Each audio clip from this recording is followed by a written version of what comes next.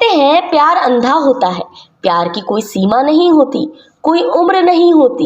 लेकिन प्यार के चक्कर में पहले प्रेमिका के पति और फिर प्रेमिका को ही मौत के घाट उतार दिया जाए तो इसे प्यार नहीं हैवानियत कहा जाता है। गुरुग्राम पुलिस ने ऐसे एक सरफिरे आशिक को गिरफ्तार करने में सफलता हासिल की है, जिसने अपनी प्रेमिका को पाने के लिए पहले उसके पति की हत्या कर दी और फिर प्रेमिका को ही मौत के घाट उतार दिया। पुलिस ने प्रेमिका का गला दबाकर हत्या करने वाले आरोपी पति को वारदात के कुछ ही घंटों में गिरफ्तार कर मामले का खुलासा किया है।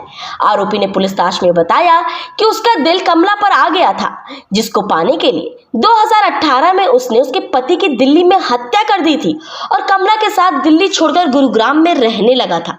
अपने पहले पति की हत्या करने के बाद कमला ने अपने प्रेमी सुरेंद्र से दूसरा विवाह रचा लिया था और गुरुग्राम के गांव कन्हई में किराए पर रहने लगी थी।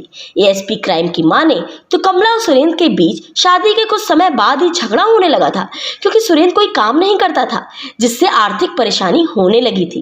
इसी के चलते सुरेंद्र ने कमला का गला दबाकर हत्या कर दिया और मौके से फरार हो गया।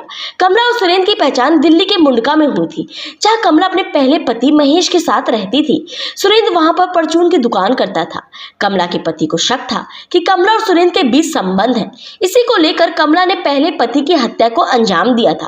पत्नी की हत्या कर फरार हुए पति को गुरुग्राम पुलिस ने वारदात के कुछ ही घंटों में गिरफ्तार तो जरूर कर लिया, लेकिन यहाँ सबसे बड़ा सवाल यह खड़ा होता है कि क्या समाज में रिश्तों की अहमियत खत्म होती जा रही है। दीपिका पर भी अपने पहले पति की हत्या का आरोप था। जिस तरह से उसने अपने पति की वारदात को अंजाम दिया था, उसी तरह उसकी भी हत्या हो गई।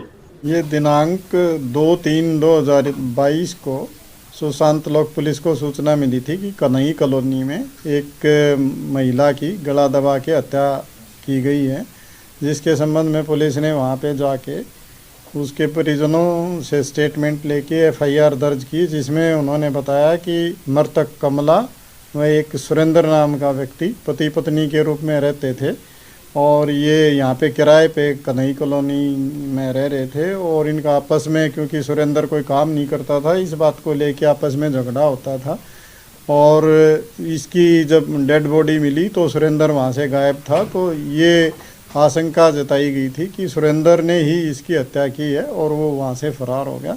जो आरोपी फरार हुआ था उसको गोल्ड सुख के पास से गिरफ्तार किया गया और उससे पूछताछ की गई। पूछताछ में उसने बताया कि मैंने ही गला दबा के इसकी हत्या की है और मैं पुलिस से बचने के लिए वहाँ से भाग गया था।